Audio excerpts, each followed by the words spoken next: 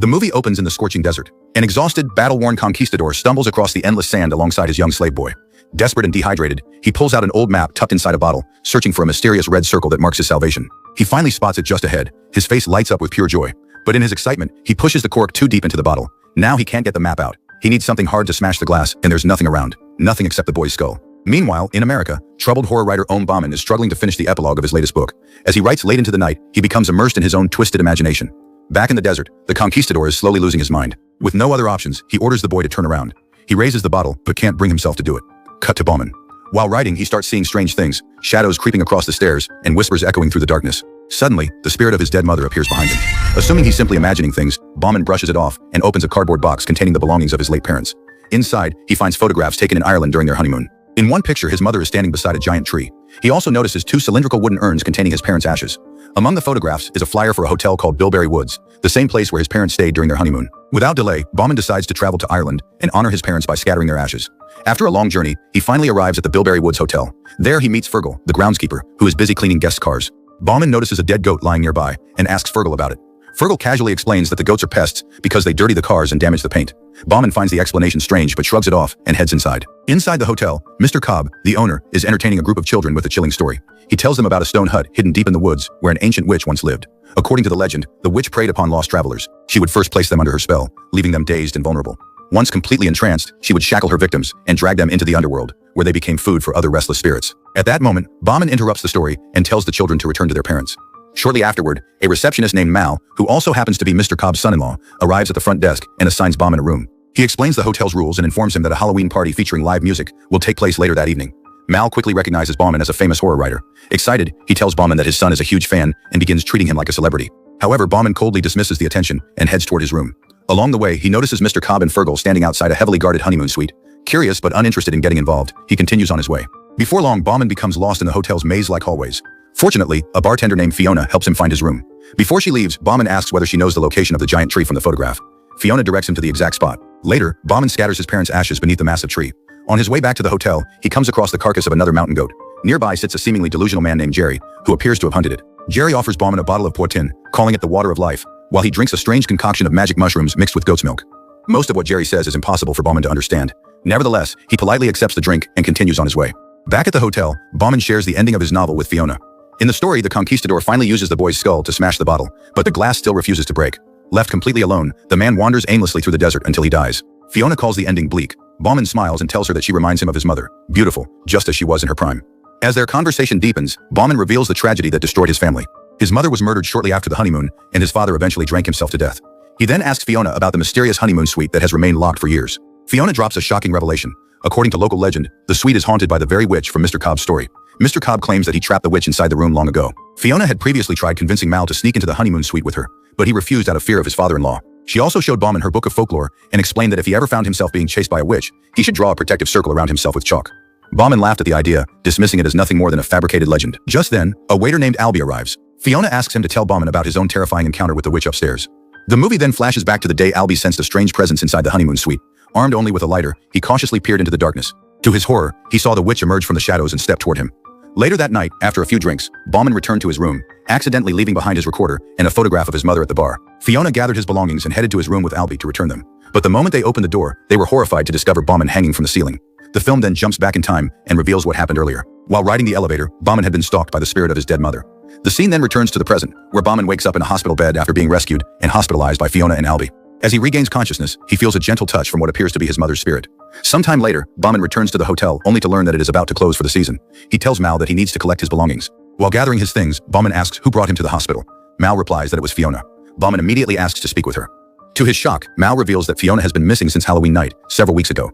Bauman is left completely baffled. Nobody knows what happened to her. The hotel, the surrounding woods, and every nearby area were thoroughly searched, yet no trace of Fiona was ever found.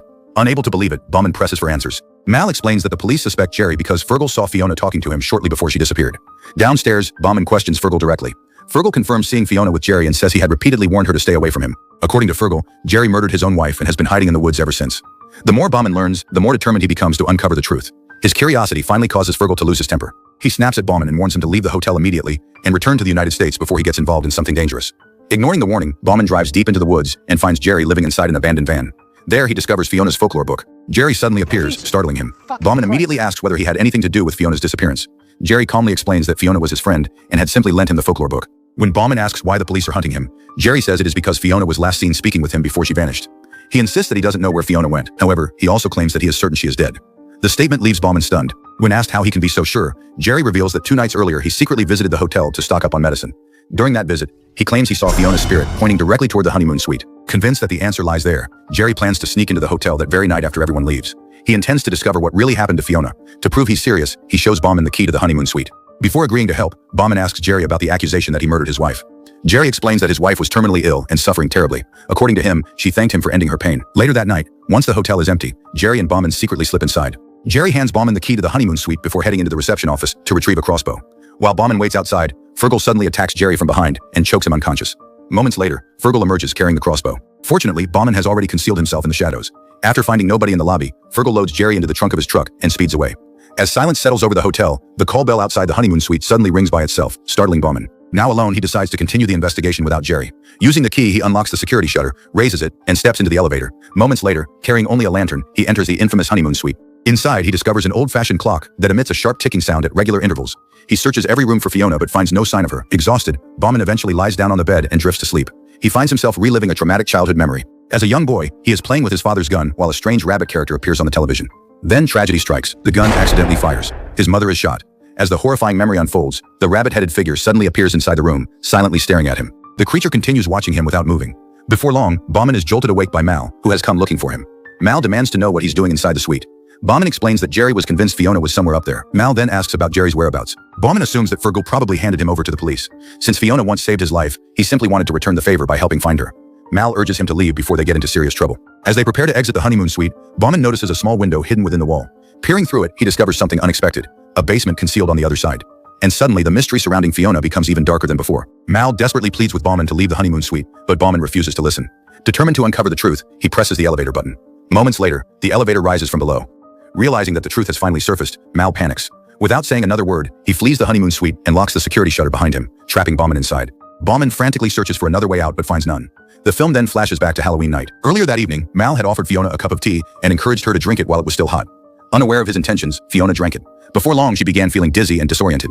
It turns out that Mal had secretly mixed the tea with an intoxicating substance. Once Fiona was unable to resist, Mal carried her into the honeymoon suite and placed her inside the elevator.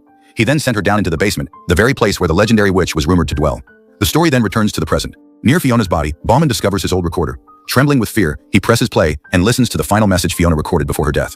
In the recording, Fiona reveals a devastating secret. She was pregnant with Mal's child. Mal wanted her to terminate the pregnancy, but Fiona refused. Determined to keep the baby, she stood against his wishes. As a result, Mal sent her into the basement to eliminate both her and their unborn child.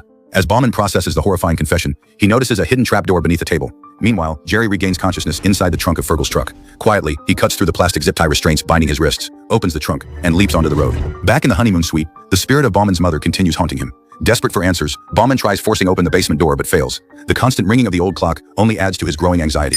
Then something even stranger happens. Fiona's corpse has vanished from the elevator. Suddenly, a blood-curdling scream echoes from the basement below. Bauman rushes toward the sound while his mother's spirit follows closely behind. As he moves through the dark corridors, he becomes convinced that something is stalking him. A nearby television suddenly flickers to life. On the screen, he sees Fiona's reflection. The unexpected sight startles him. Then the rabbit man appears. Staring directly into the camera, the eerie figure recites Bauman's childhood confession. I am Bauman. I am 10 years old.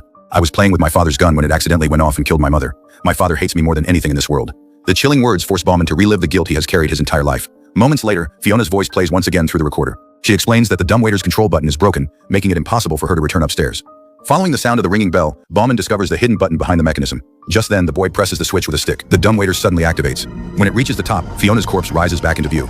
Confused and terrified, Bauman carefully removes the body and places it on a nearby chair. Then, gathering his courage, he climbs onto the elevator platform and descends into the basement himself.